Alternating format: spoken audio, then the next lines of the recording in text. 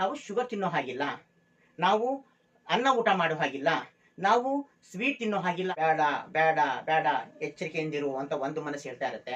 ಇನ್ನೊಂದೇನಂತೆ, ಸ್ವಲ್ಪ ತಗೋ ಏನೂ ಆಗಲ್ಲ. ನೀವು ಶುಗರ್ನ ಅಥವಾ ಸ್ವೀಟ್ನ ಅಥವಾ ಕಾಫಿ ಟೀನ ಕಂಟ್ರೋಲ್ ಮಾಡಿದ ತಕ್ಷಣ ನಿಮ್ಮ ಡಯಾಬಿಟಿಕ್ ಹೋಗೋದಿಲ್ಲ. ಟೈಮ್ ಸ್ಕೂಲಿಗೆ ಹೋಗಿರ್ಬೇಕಾದ್ರೆ ಮಕ್ಕಳು ನೋಡ್ತೀರಿ, ಇದರಲ್ಲಿ ಪ್ರಾರ್ಥನೆ ಮಾಡ್ತಾ ನಿಂತಿರ್ತಾರೆ, ಸಡನ್ ಆಗಿ ಬಿದ್ದ್ಬಿಡ್ತಾರೆ. ಯಾಕಂದ್ರೆ ಅವ್ರು ಬೆಳಗ್ಗೆ ಟಿಫನ್ನು ಮಾಡಿರಲ್ಲ. ಹಾಯ್ ಹಲೋ ನಮಸ್ಕಾರ. ಇವತ್ತು ನಾವು ಡಯಾಬಿಟಿಕ್ ಬಗ್ಗೆ ಮಾತಾಡೋಣ.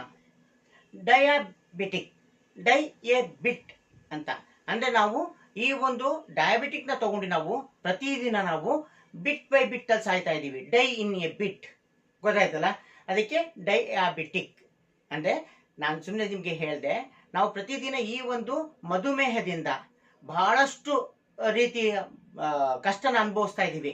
ಯಾಕಂದ್ರೆ ಡಯಾಬಿಟಿಕ್ ಬಂದ್ಬಿಟ್ರೆ, ಒಂದು ನಾವು ಶುಗರ್ ತಿನ್ನೋ ಹಾಗಿಲ್ಲ, ನಾವು ಅನ್ನ ಊಟ ಮಾಡೋ ಹಾಗಿಲ್ಲ, ನಾವು ಸ್ವೀಟ್ ತಿನ್ನೋ ಹಾಗಿಲ್ಲ ಅನ್ನೋ ಮಿಕ್ಸ್ ಬಹಳಷ್ಟು ನಡೀತಿರುತ್ತೆ. ಮತ್ತೆ ಇನ್ನೊಂದೇನಂದ್ರೆ, ಡಯಾಬಿಟಿಕ್ ಬಂತು ಅಂದ್ರೆ ಅದು ನಮ್ಮ ಬಾಡಿಗೆ ಬಂದಿರಲ್ಲ, ನಮ್ಮ ಮೈಂಡಿಗೆ ಬಂದಿರುತ್ತೆ. ಯಾಕಂತ ಹೇಳ್ತೀನಿ. ಈಗ ನೋಡಿ, ಈಗ ಸಪೋಸ್ ಅನ್ಕೊಳ್ಳಿ, ನೀವೊಬ್ರು ಡಯಾಬಿಟಿಕ್ ಪೇಷಂಟ್ ಅಂತ ಅನ್ಕೊಳ್ಳಿ, ಡಯಾಬಿಟಿಕ್ ಇರೋರು ಅಂತ ಅನ್ಕೊಳ್ಳಿ. ನೀವು ಫ್ರೆಂಡ್ಸ್ ಮನೆಗೆ ಹೋಗ್ತೀರಾ, ಅಥವಾ ನಿಮ್ಮ ರಿಲೇಟಿವ್ಸ್ ಮನೆಗೆ ಹೋಗ್ತೀರಾ, ಅಥವಾ ನೀವೆಲ್ಲರೂ ಒಂದ್ ಕಡೆ ಪಾರ್ಟಿಯಲ್ಲಿ ಎಲ್ಲ ಹೋದ್ರು ನಿಮ್ಗೆ ಬಹಳಷ್ಟು ಆಫರ್ಸ್ಗಳು ಬರ್ತವೆ, ಸ್ವೀಟ್ ತಗೊಳ್ರಿ ಅಂತ, ಚಹಾ ತಗೊಳ್ರಿ ಅಂತ. ಅವಾಗ ನಿಮ್ಮ ಎರಡು ಮನಸ್ಸಿರ್ತವೆ.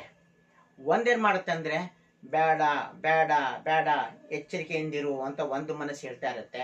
ಇನ್ನೊಂದೇನತ್ತೆ, ಸ್ವಲ್ಪ ತಗೋ ಏನೂ ಆಗಲ್ಲ. ಸ್ವಲ್ಪ ಆಸೆಗಳು ಜಾಸ್ತಿ ಇರುತ್ತೆ.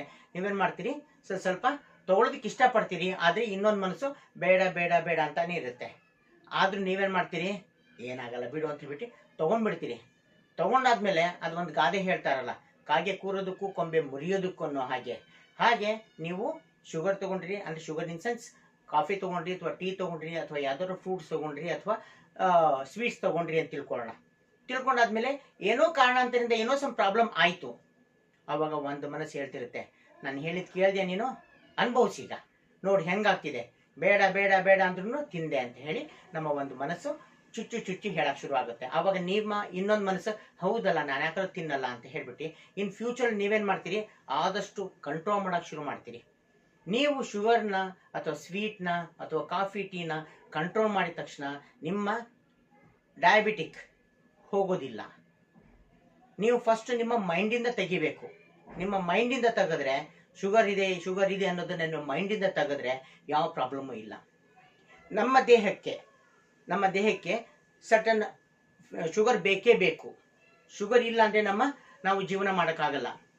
ಫೈನಲಿ ಒಬ್ಳು ಲೇಡಿ ಇದ್ಲು, ಅವಳೇ ಮಾಡ್ತಿದ್ಲು ಅಂದ್ರೆ, ನಾನು ಏನೂ ಇಲ್ಲ, ನಾನು ಎಲ್ಲ ಪೂರ್ತಿ ಎಲ್ಲ ತ್ಯಜಿಸ್ಬಿಡ್ತೀನಿ, ನಾನು ಏನಿದ್ರು ಬರೀ ಫ್ರೂಟ್ಸ್ ಅದು ಇದು ತಿಂತೀನಿ ಅಂತ ಹೇಳ್ಬಿಟ್ಟು ಅವಳೇ ಮಾಡಿದ್ಲು.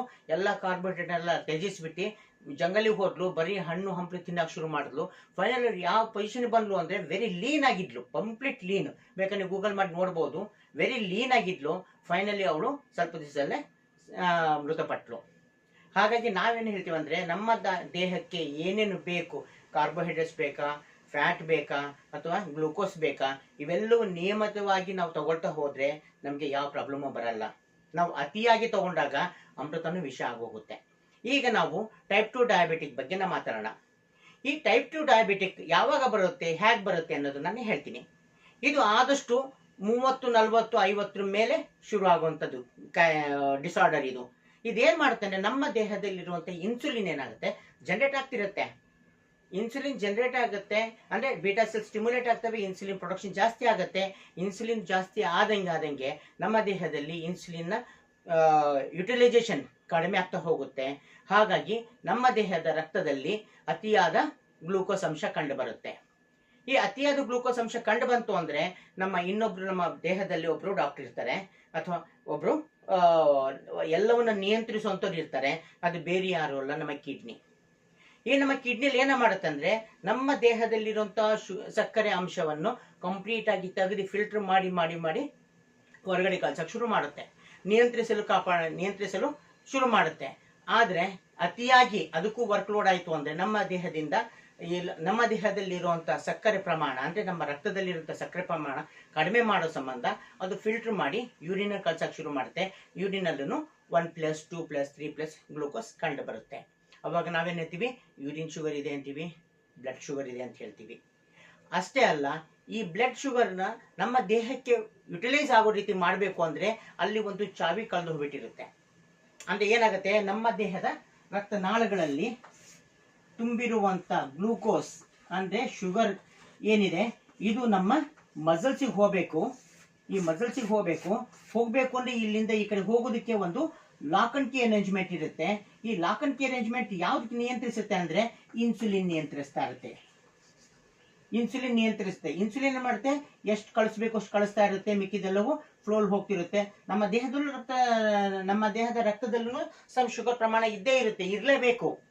ಅದಕ್ಕೆ ಒಂದು ಪ್ಯಾರಾಮೀಟರ್ ಇರುತ್ತೆ, ಇಷ್ಟಿರಬೇಕು ಅಂತ. ಊಟಕ್ಕಿಂತ ಮುಂಚೆ 100 ಇರಬೇಕು, 100ರಿಂದ 110, ಊಟ ಆದ್ಮೇಲೆ 140 ತನಕ ಇರಬೇಕು ಅಂತ. ಅಂದ್ರೆ ನಮ್ಮ ದೇಹದಲ್ಲೂ ಸಕ್ಕರೆ ಪ್ರಮಾಣ ಇರಲೇಬೇಕು, ಅದು ನಾರ್ಮಲ್ ಪ್ಯಾರಾಮೀಟರ್. ಯಾವಾಗ ಇದರೊಳಗೆ ಜಾಸ್ತಿ ಆಗುತ್ತೆ, 140ಕ್ಕಿಂತ ಜಾಸ್ತಿ ಆಗುತ್ತೆ, ಅವಾಗ ನಾವೇನ್ ಮಾಡ್ತೀವಿ ಅಂದ್ರೆ ಇಲ್ಲಿ ಆರ್ಟಿಫಿಷಿಯಲ್ ಕೀನ ರೆಡಿ ಮಾಡ್ತೀವಿ. ಆರ್ಟಿಫಿಷಿಯಲ್ ಕೀ ಇನ್ ಸೆನ್ಸ್ ನಾವು ತಗೊಳ್ಳುವಂತ ಮಾತ್ರೆ, ಶುಗರ್ಗೆ ಬೇಕಾಗಿರುವಂತ ಮಾತ್ರೆ ನಾವು ತಗೊಳ್ಳೋದ್ರಿಂದ ಇದನ್ ಮಾಡುತ್ತೆ, ಆರ್ಟಿಫಿಷಿಯಲ್ ಕೀ ಹತ್ರ ಕೆಲಸ ಮಾಡುತ್ತೆ. ಇಲ್ಲಿಂದ ನಮ್ಮ ಗ್ಲೂಕೋಸ್ ನಮ್ಮ ಎಲ್ಲ ಅಂಗಾಂಗಗಳಿಗೆ ಹೋಗೋದಿಕ್ಕೆ ಸಹಾಯ ಮಾಡುತ್ತೆ. ಈ ಒಂದು ಮಾತ್ರೆ ಶಾರ್ಟ್ ಪೀರಿಯಡ್ಗೆ ಅಷ್ಟೇ. ಇದು ಶಾರ್ಟ್ ಪೀರಿಯಡ್ಗೆ ಈಗ ನಾವು ತಗೊಂಡಿದೀವಿ ಮೆಟ್ಫಾರ್ಮಿನ್ ಹೈಡ್ರೋಕ್ಲೋರೈಡ್ ತಗೊಂಡಿದೀವಿ ಅಂದ್ರೆ ಇದು ಯಾವಾಗ ಕೀ ಓಪನ್ ಮಾಡ್ತೀವಿ, ಮೆಟ್ಫಾರ್ಮಿನ್ ಹೈಡ್ರೋಕ್ಲೋರೈಡ್ ಹೋಗಿ ಇದು ಕೀ ಓಪನ್ ಮಾಡುತ್ತೆ. ಇಲ್ಲಿಂದ ನಮ್ಮ ದೇಹದ ಎಲ್ಲಾ ಅಂಗಾಂಗಗಳಿಗೂ ನಮ್ಮ ಮಸಲ್ಸ್ ಎಲ್ಲದಕ್ಕೂ ಸ್ಟ್ರೆಂತ್ ಬರಕ್ ಶುರು ಆಗುತ್ತೆ, ಯಾಕಂದ್ರೆ ಗ್ಲೂಕೋಸ್ ಸಿಗ್ತಾ ಹೋಗುತ್ತೆ. ಯಾವಾಗ ಇದ್ರ ಪವರ್ ಕಡಿಮೆ ಆಗೋಯ್ತು ಮತ್ತೆ ನಾವು ಇನ್ನೊಂದು ಡೋಸ್ ತಗೊಳ್ಳೇಬೇಕು. ನಿಮ್ಮ ಫ್ಯಾಮಿಲಿ ಡಾಕ್ಟರ್ ಹೇಳಿರ್ತಾರೆ, ಅಕಸ್ಮಾತ್ ನಿಮ್ಗೆ ಏನಾದ್ರು ಜಾಸ್ತಿ ಇತ್ತು, 260, 300 ತನಕ ಇತ್ತು ಅಂದ್ರೆ ಶುಗರ್ ಲೆವೆಲ್, ನಿಮ್ಗೆ ಹೇಳ್ತಾರೆ ಬೆಳಗ್ಗೆ ಒಂದು ತಗೋಬೇಕು, ರಾತ್ರಿ ಒಂದು ತಗೋಬೇಕು, ಅಥವಾ ಬೆಳಗ್ಗೆ ಒಂದು ತಗೋಬೇಕು, ರಾತ್ರಿ ಅರ್ಧ ತಗೋಬೇಕು, ಹೀಗೆ ಹೇಳಿರ್ತಾರೆ. ಹಾಗಾಗಿ ಇದು ಯಾವಾಗ ಕೀ ಪ್ರಮಾಣ ಡಿಸಾಲ್ವೇಷನ್ ಪೀರಿಯಡ್ ಅಂತ ಹೇಳ್ತೀವಿ, ಯಾವಾಗ ಇದು ಕಡಿಮೆ ಆಗ್ತಾ ಹೋಗುತ್ತೆ ಇಮ್ಮಿಡಿಯೇಟ್ ಆಗಿ ಮತ್ತೆ ನಾವು ಕೀ ಹಾಕ್ತಾನೆ ಇರಬೇಕು, ಅಂದ್ರೆ ಮತ್ತೆ ಮೆಡಿಸಿನ್ಸ್ ತಗೊಳ್ಳೇಬೇಕು. ಗೊತ್ತಾಯ್ತಲ್ಲ? ಹಾಗಾಗಿ ಅದು ನಿಮ್ಮ ಫ್ಯಾಮಿಲಿ ಡಾಕ್ಟರ್ ಡಿಸೈಡ್ ಮಾಡಿ ಹೇಳ್ತಾರೆ ಯಾವಾಗ ತಗೋಬೇಕು, ಹ್ಯಾಕ್ ತಗೋಬೇಕು ಅಂತ. ಮತ್ತೆ ಇನ್ನೊಂದು, ಈ ಶುಗರ್ ಬರೋದಕ್ಕೆ ಕಾರಣ ಏನು ಅಂದ್ರೆ ನಾವು ತೆಗೆದುಕೊಳ್ಳುವಂತ ಆಹಾರ ಪದ್ಧತಿ. ಈಗ ನಾವೇನ್ ಮಾಡ್ತಿದೀವಿ, ಮನೆಯಲ್ಲಿ ಅಡಿಗೆ ಮಾಡಿ ಊಟ ಮಾಡಕ್ಕೆ ಬಹಳ ಕಷ್ಟ ಆಗತ್ತೆ, ಯಾಕಂದ್ರೆ ವರ್ಕಿಂಗ್ ವುಮೆನ್ ಇರ್ತಾರೆ, ಮತ್ತೆ ಹೊರಗಡೆ ಹೋಗಿ ದುಡ್ಕೊಂಡ್ ಬರುವಂತವ್ರೆಲ್ಲ ಜಾಸ್ತಿ ಜನ ಇರ್ತಾರೆ. ಮನೆಯಲ್ಲಿ ಅಡಿಗೆ ಮಾಡೋದು ಬಹಳ ಕಷ್ಟ ಹೋಗಿರುತ್ತೆ, ಯಾಕಂದ್ರೆ ಅರ್ಲಿ ಮಾರ್ನಿಂಗ್ ಎದ್ದು ಹೋಗ್ಬೇಕು. ಈಗ ಬ್ಯಾಂಗ್ಳೂರ್ ಸಿಟಿಯಲ್ಲೆಲ್ಲ ನೀವು 5 ಗಂಟೆಗೆ ಹೇಳ್ಬೇಕು, 6 ಗಂಟೆ ಅಷ್ಟು ಮನೆ ಬಿಟ್ಟು ಬಿಡಬೇಕು. ಯಾಕಂದ್ರೆ ನೀವು 10 ಗಂಟೆಗಲ್ಲಿ ಆಫೀಸಿಗೆ ರೀಚ್ ಆಗ್ಬೇಕು ಅಂದ್ರೆ ನೀವು 6 ಗಂಟೆಗೆ ಬಿಟ್ಟಿರ್ಬೇಕು ಡ್ಯೂ ಟು ಟ್ರಾಫಿಕ್. ಅಷ್ಟೇ ಅಲ್ಲ, ಏರ್ ಪೊಲ್ಯೂಷನ್ ಬಹಳಷ್ಟು ಇದಾವೆ. ಅವಾಗ ನೀವೇನ್ ಮಾಡ್ತೀರಿ, ಸ್ವಿಗ್ಗಿ ಅಥವಾ ಇನ್ಯಾವುದೋ ಒಂದು ಇದಕ್ಕೆ ಡಿಪೆಂಡ್ ಆಗೋಗ್ಬಿಟ್ಟಿರ್ತೀರಿ, ಅಥವಾ ಹೋಟೆಲ್ಸ್ಗೆಲ್ಲ ಡಿಪೆಂಡ್ ಆಗಿರ್ತೀರಿ. ನೀವು ಕರೆಕ್ಟಾಗಿ ಊಟ ಮಾಡೋಕ್ಕಾಗಲ್ಲ, ಅನ್ಹೈಜಿನಿಕ್ ಮ್ಯಾನೇಜ್ಮೆಂಟ್ ಜಾಸ್ತಿ ಇರುತ್ತೆ. ಮತ್ತೆ ನೀವೇನ್ ಮಾಡ್ತೀರಿ, ಬೆಳಗ್ಗೆ ಅರ್ಲಿ ಮಾರ್ನಿಂಗ್ ಎದ್ದು ಹೋಗ್ಬೇಕು ಅಂತ ಬ್ರೆಡ್ ಜಾಮ್ ತಂದು ಇಟ್ಕೊಂಡ್ಬಿಡ್ತೀರಿ ಮನೇಲಿ. ಯಾವಾಗ್ಲೂ ಬ್ರೆಡ್ ಜಾಮ್ ಹಚ್ಕೊಂಡು ತಿಂತಾ ಇರೋದು. ಬ್ರೆಡ್ ಜಾಮ್ ಹಚ್ಕೊಂಡು ತಿನ್ನೋದ್ರಿಂದಲೇ ಏನಾಗುತ್ತೆ ಅಂದ್ರೆ ಜಾಮಲ್ಲಿ ಮ್ಯಾಕ್ಸಿಮಮ್ ಶುಗರ್ ಕಂಟೆಂಟ್ ಜಾಸ್ತಿ ಇರುತ್ತೆ. ಶುಗರ್ ಕಂಟೆಂಟ್ ಜಾಸ್ತಿ ಆಯ್ತು ಅಂದ್ರೆ ನಮಗೆ ಕ್ರೇವಿಂಗ್ಸ್ ಜಾಸ್ತಿ ಆಗುತ್ತೆ. ಫಸ್ಟ್ ನಮ್ಮ ಕ್ರೇವಿಂಗ್ಸ್ ಜಾಸ್ತಿ ಆಗುತ್ತೆ, ನಮಗೆ ಹಸು ಜಾಸ್ತಿ ಆಗುತ್ತೆ. ಹಸು ಜಾಸ್ತಿ ಆದಾಗ ನಾವೇನ್ ತಗೊಳ್ತೀವಲ್ಲ ಆಹಾರ, ಅದರೊಳಗೆ ಸಕ್ಕರೆಯ ಪ್ರಮಾಣ ಜಾಸ್ತಿ ಆಗ್ತಾ ಹೋಗುತ್ತೆ. ಸಕ್ಕರೆ ಪ್ರಮಾಣ ಜಾಸ್ತಿ ಆಯಿತು ಅಂದ್ರೆ ಇನ್ಸುಲಿನ್ ಜಾಸ್ತಿ ಪ್ರೊಡಕ್ಷನ್ ಮಾಡಬೇಕು, ಇನ್ಸುಲಿನ್ ಅವಶ್ಯಕತೆ ಜಾಸ್ತಿ ಆಗ್ತಾ ಹೋಗುತ್ತೆ, ಇನ್ಸುಲಿನ್ ಜಾಸ್ತಿ ಡೆವಲಪ್ ಮಾಡುತ್ತೆ. ಇನ್ಸುಲಿನ್ ಜಾಸ್ತಿ ಡೆವಲಪ್ ಮಾಡ್ತು ಅಂದ್ರೆ ಇಲ್ಲಿ ಯಾವಾಗ ಎಕ್ಸ್ಚೇಂಜ್ ಆಗಕ್ ಆಗಲ್ಲ, ಅವಾಗ ಏನ್ ಮಾಡುತ್ತೆ ಅಂದ್ರೆ ನಮ್ಮ ಇನ್ಸುಲಿನ್ ಹಾಗೆ ಫ್ಯಾಟ್ ಆಗಿ ಡೆವಲಪ್ ನಮ್ಮ ಸಕ್ಕರೆ ಫ್ಯಾಟ್ ಆಗಿ ಡೆವಲಪ್ ಆಗಕ್ಕೆ ಶುರು ಆಗುತ್ತೆ. ಅಷ್ಟೇ ಅಲ್ಲ, ನಮಗೆ ಅತಿಯಾದ ಬಾಯಾರಿಕೆ, ಹಸಿವು ಇವೆಲ್ಲವೂ ಜಾಸ್ತಿ ಆಗ್ತಾ ಹೋಗುತ್ತೆ. ಅಷ್ಟೇ ಅಲ್ಲ, ನಮ್ಮ ದೇಹದಲ್ಲೂ ಸಹ ಕೆಲವು ಬದಲಾವಣೆಗಳು ಕಂಡು ಬರ್ತವೆ. ಗ್ರಾಜುಯಲಿ ಯೂರಿನೇಷನ್ ಜಾಸ್ತಿ ಆಗ್ತಾ ಹೋಗುತ್ತೆ. ಅಷ್ಟೇ ಅಲ್ಲ, ನಮಗೆ ವೆಯ್ಟ್ ರೆಡ್ಯೂಸ್ ಆಗ್ತಾ ಹೋಗುತ್ತೆ. ಹಾಗೆ ನಮ್ಮ ಒಂದು ವೀಕ್ನೆಸ್, ನಮ್ಮ ಬಾಡಿಲೆಲ್ಲ ಬಹಳಷ್ಟು ವೀಕ್ನೆಸ್ ಬರುತ್ತೆ. ಟೈಪ್ 2 ಡಯಾಬಿಟಿಕ್ನ ಸಿಂಪ್ಟಮ್ಸ್ ಏನು ಅಂದರೆ, ಒಂದು ಅತಿಯಾದ ಬಾಯಾರಿಕೆ, ಅತಿಯಾದ ಹಸಿವು, ವೆಯ್ಟ್ ಲಾಸ್ ಆಗುವಂಥದ್ದು, ಆಯಾಸ ಆಗುವಂಥದ್ದು, ಸಮ್ಟೈಮ್ಸ್ ಚಕ್ಕರ್ ಬರುವಂಥ ಚಾನ್ಸಸ್ ಇರುತ್ತೆ. ಈ ಎಲ್ಲ ಸಿಂಪ್ಟಮ್ಸ್ ಇತ್ತು ಅಂದರೆ ದಯವಿಟ್ಟು ನಿಮ್ಮ ಫ್ಯಾಮಿಲಿ ಡಾಕ್ಟರ್ನ ನೀವು ಕನ್ಸಲ್ಟ್ ಮಾಡಿ. ಯಾಕೆ ಗೊತ್ತಾ, ಈ ಒಂದು ಸಣ್ಣದಾಗಿ ಇರುವಂಥ ಪ್ರಾಬ್ಲಮ್ಸು ನಾವು ಇಗ್ನೋರ್ ಮಾಡಿದ್ರೆ ಮುಂದೆ ದೊಡ್ಡ ಪ್ರಮಾಣದ ದುರ್ಘಟನೆ ಆಗೋ ಚಾನ್ಸಸ್ ಇರುತ್ತೆ. ಹಾಗಾಗಿ ನಿಮ್ಮ ಫ್ಯಾಮಿಲಿ ಡಾಕ್ಟರ್ ಏನು ಹೇಳ್ತಾರೆ ಕೇಳ್ಕೊಂಡು, ನಿಮ್ಗೆ ಈ ಸಿಂಪ್ಟಮ್ಸ್ ಇತ್ತು ಅಂದರೆ ಅವ್ರಿಗೆ ಭೇಟಿಯಾಗಿ ಅವ್ರ ಹತ್ರ ಮಾತಾಡಿ. ಇದು ಬರೀ ಶುಗರ್ ಇದ್ರೆ ಮಾತ್ರ ಈ ಸಿಂಪ್ಟಮ್ಸ್ ಇರಬೇಕು ಅಂತ ಅಲ್ಲ. ಸಮ್ಟೈಮ್ ನಮ್ಮ ದೇಹದಲ್ಲಿ ಸಕ್ಕರೆಯ ಪ್ರಮಾಣ ಅತಿಯಾದ ಕಡಿಮೆ ಆದಾಗಲೂ ಹೈಪೋಗ್ಲೈಸಿಮಿಯಾ ಅಂತ ಹೇಳ್ತೀವಿ, ಆವಾಗ್ಲೂ ಸಹ ಚಕ್ಕರ್ ಬರುವಂಥ ಚಾನ್ಸಸ್ ಎಲ್ಲ ಇರುತ್ತೆ. ಅವಾಗ ನಿಮಗೆ ಹೇಳ್ತಾರೆ ಸ್ವಲ್ಪ ಚಾಕ್ಲೇಟ್ ತಿನ್ನು ಅಥವಾ ಸಕ್ಕರೆ ನೀರು ಕೊಡೋದು ಅಥವಾ ಬೆಲ್ಲ ನೀರು ಕೊಡೋದು ಇವೆಲ್ಲ ಮಾಡ್ತಾರೆ. ಇನ್ನೊಂದು ನಿಮಗೆ ಇಂಪಾರ್ಟೆಂಟ್ ವಿಷಯ ಹೇಳಬೇಕಾಗಿತ್ತು.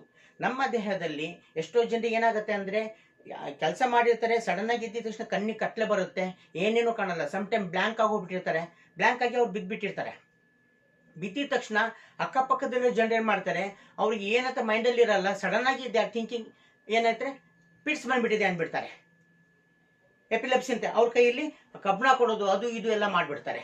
ದಯವಿಟ್ಟು ನಾನು ಹೇಳ್ತೀನಿ, ಯಾವಾಗ ಕಣ್ಣಿಗೆ ಕತ್ಲೆ ಬಂತು ಇಮ್ಮಿಡಿಯೇಟಾಗಿ ನೀವೇನಾದ್ರು ಹಿಡ್ಕೊಂಡು ಹಾಗೆ ನಿಂತ್ಕೊಳ್ಳಿ ಅಥವಾ ಕೂತ್ಕೊಂಡ್ಬಿಡಿ, ಒಂದೇ ಒಂದು ನಿಮಿಷ ಅಷ್ಟೇ, ಮತ್ತೆ ಕ್ಲಿಯರಾಗಿ ಹೋಗುತ್ತೆ. ಸ್ವಲ್ಪ ಸುಸ್ತಾಗಿರುತ್ತೆ, ಅವಾಗ ಏನು ಮಾಡಬೇಕು ನೀವು ಒಂದು ಚಾಕ್ಲೇಟು ಅಥವಾ ಒಂದು ಜ್ಯೂಸ್ ಏನಾದ್ರು ಸ್ವಲ್ಪ ಕುಡಿದ್ರೆ ನಿಮ್ಮ ದೇಹದಲ್ಲಿ ಸಕ್ಕರೆ ಪ್ರಮಾಣ ಸ್ವಲ್ಪ ಜಾಸ್ತಿ ಆಗುತ್ತೆ, ಮತ್ತು ಮಸಲ್ಸ್ಗೆಲ್ಲ ಸ್ಟ್ರೆಂತ್ ಬರುತ್ತೆ, ನಿಮಗೂ ಸ್ವಲ್ಪ ಶಕ್ತಿ ಬರುತ್ತೆ. ಇದನ್ನು ನೀವು ಪ್ರತಿಯೊಬ್ಬರು ತಿಳ್ಕೊಳ್ಬೇಕಾಗಿರುವಂಥ ವಿಷಯ. ಯಾವಾಗಲೇ ಆಗಲಿ ನಮಗೆ ಸಡನ್ನಾಗಿ ಕಣ್ಣಿಗೆ ಕತ್ಲೆ ಬಂತು ಅಂದರೆ ಅಂದ್ಕೊಳ್ಳಿ ಹೈಪೋಗ್ಲೈಸಿಮಿಯಾ, ಅಂದರೆ ನಮ್ಮ ಬಾಡಿಯಲ್ಲಿ ಶುಗರ್ ಎಷ್ಟು ಪ್ರಮಾಣ ಇರಬೇಕು ಅದಕ್ಕಿಂತ ಕಡಿಮೆ ಇತ್ತು. ಕೆಲವು ಟೈಮ್ ಸ್ಕೂಲಿಗೆ ಹೋಗಿರ್ಬೇಕಾದ್ರೆ ಮಕ್ಕಳು ನೋಡ್ತೀರಿ, ಇದರಲ್ಲಿ ಪ್ರಾರ್ಥನೆ ಮಾಡ್ತಾ ನಿಂತಿರ್ತಾರೆ, ಸಡನ್ನಾಗಿ ಬಿದ್ದುಬಿಡ್ತಾರೆ. ಯಾಕಂದರೆ ಅವ್ರು ಬೆಳಗ್ಗೆ ಟಿಫನ್ನು ಮಾಡಿರಲ್ಲ, ಮತ್ತು ಬಿಸಿಲಿರೋ ಸಂಬಂಧ ಸನ್ಸ್ಟ್ರೋಕು ಆಗೋ ಚಾನ್ಸ್ ಇರ್ತದೆ. ಆಮೇಲೆ ನಾನು ಹೇಳ್ತೀನಂತೆ, ಸಡನ್ನಾಗಿ ತಲೆ ಚಕ್ರ ಬಂದು ಬಿದ್ದುಬಿಡ್ತಾರೆ. ಈ ಥರ ಎಲ್ಲ ಆಗ್ತಿರುತ್ತೆ. ಅವ್ರಿಗೇನು ಮಾಡಬೇಕು ಅಂದರೆ ಜಸ್ಟ್ ಅವರಿಗೆ ಕೂರಿಸಿ ಅವರಿಗೆ ಸ್ವಲ್ಪ ರೆಸ್ಟಿಗೆ ಬಿಟ್ಬಿಡ್ರಿ. ರೆಸ್ಟಿಗೆ ಬಿಟ್ಟರೆ ಎಲ್ಲದೂ ಸರಿ ಹೋಗುತ್ತೆ. ನಮ್ಮ ಬಾಡಿ ಒಳಗೆ ಒಬ್ಬ ಡಾಕ್ಟ್ರ್ ಇರ್ತಾನೆ, ಅವನಿಗೆ ಗೊತ್ತಿರುತ್ತೆ ಯಾವ ಟೈಮಲ್ಲಿ ಏನು ಮಾಡಬೇಕು ಅಂತ. ನಮ್ಮ ದೇಹದಲ್ಲಿ ಸ್ವಲ್ಪ ವೇರಿಯೇಷನ್ಸ್ ಆಯಿತು ಅಂದಿದ ತಕ್ಷಣ ಇಮ್ಮಿಡಿಯೇಟಾಗಿ ಅವನು ಎಚ್ಚರಿಕೆ ವಹಿಸ್ಕೊಂಡು ಅವ್ನು ಏನು ಮಾಡಬೇಕು ಅದನ್ನ ಮಾಡಿ ಅವ್ನು ಕರೆಕ್ಟಾಗಿ ಇಮ್ಮಿಡಿಯೇಟಾಗಿ ನಮಗೆ ಮಲಗಿಸೋ ಪ್ರಯತ್ನ ಮಾಡ್ತಾನೆ. ಚಕ್ಕರ್ ಬರುತ್ತೆ, ಚಕ್ಕರ್ ಬಂದು ನಾವು ನಿಂತ್ಕೊಂಡೇ ಇರಲ್ಲ, ನಾವು ಮಲಗಲೇಬೇಕು. ಸ್ವಲ್ಪ ಹೊತ್ತು ಮಲ್ಕೊಂಡಾದ್ಮೇಲೆ ಮತ್ತೆ ಫ್ರೀ ಆಗೋಗ್ಬಿಡ್ತೀವಿ. ಫ್ರೀ ಆಗುತ್ತೆ. ನಾವು ಆಗಿದ್ದಾಗಲೇ ತಾನು ನಿಂತ್ಕೊಂಡೇ ಇದ್ದರೆ ಅದು ಆಗಲ್ಲ. ಹಾಗಾಗಿ ಆ ಒಳಗಿನ ಡಾಕ್ಟ್ರ್ ಏನು ಮಾಡ್ತಾನೆ ಅದಕ್ಕೆ ನಾವು ಕರೆಕ್ಟಾಗಿ ಹೊಂದ್ಕೊಂಡು ನಾವು ಅವರಿಗೆ ಹಾಗೆ ಸ್ವಲ್ಪ ಗಾಳಿ ಆಡೋ ಥರ ಮಾಡಿ ಅವರಿಗೆ ಸ್ವಲ್ಪ ಪ್ರಜ್ಞೆ ಬಂದ ಮೇಲೆ ಅವ್ರಿಗೆ ಏನು ಕೊಡಬೇಕು ಅಂತ ನೋಡ್ಕೊಂಡು ಕೊಟ್ಟರೆ ಬಹಳ ಒಳ್ಳೆಯದು. ಎಷ್ಟು ಜನ ಏನು ಮಾಡ್ತಾರೆ, ಪ್ರಜ್ಞೆ ತಪ್ಪಿರುತ್ತೆ, ಸಡನ್ನಾಗಿ ತೊಗೊಂಡೋಗಿ ನೀರು ಕುಡಿಸೋದಂತೆ ಮತ್ತಿನ್ನೇನೋ ಭಾಳಷ್ಟು ಮಾಡ್ತಾರೆ, ಸಡನ್ಲಿ ಚೋಕ್ ಆಗೋ ಚಾನ್ಸ್ ಇರುತ್ತೆ, ನಮ್ಮ ಲಂಗ್ಸಿಗೆ ಹೋಗೋ ಚಾನ್ಸಸ್ ಇರುತ್ತೆ ನೀರೆಲ್ಲವೂ, ಮತ್ತು ಇನ್ನೂ ಬೇರೆ ಬೇರೆ ಪ್ರಾಬ್ಲಮ್ಸ್ ಆಗೋ ಚಾನ್ಸಸ್ ಇರುತ್ತೆ. ದಯವಿಟ್ಟು ಆ ಟೈಮಲ್ಲಿ ಆದಷ್ಟು ಸಾವಧಾನವಾಗಿ ಇರಬೇಕು.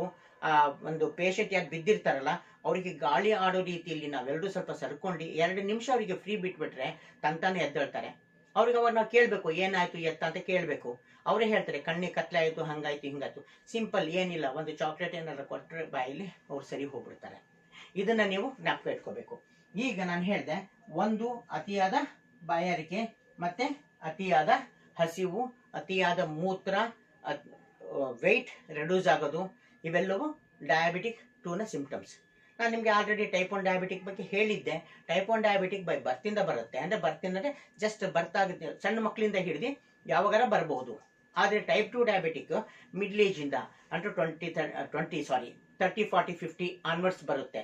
ಅದು ಬರೋದಕ್ಕೆ ಕಾರಣ ಏನು ಅಂದರೆ ನಮ್ಮ ದೇಹದಲ್ಲಿರೋ ಇನ್ಸುಲಿನ್ ಸರಿಯಾಗಿ ಕೆಲಸ ನಿರ್ವಹಿಸದೇ ಇದ್ದರೆ ಮಾತ್ರ ಈ ಶುಗರ್ ಟೈಪ್ 2 ಡಯಾಬಿಟಿಕ್ ಬರುತ್ತೆ.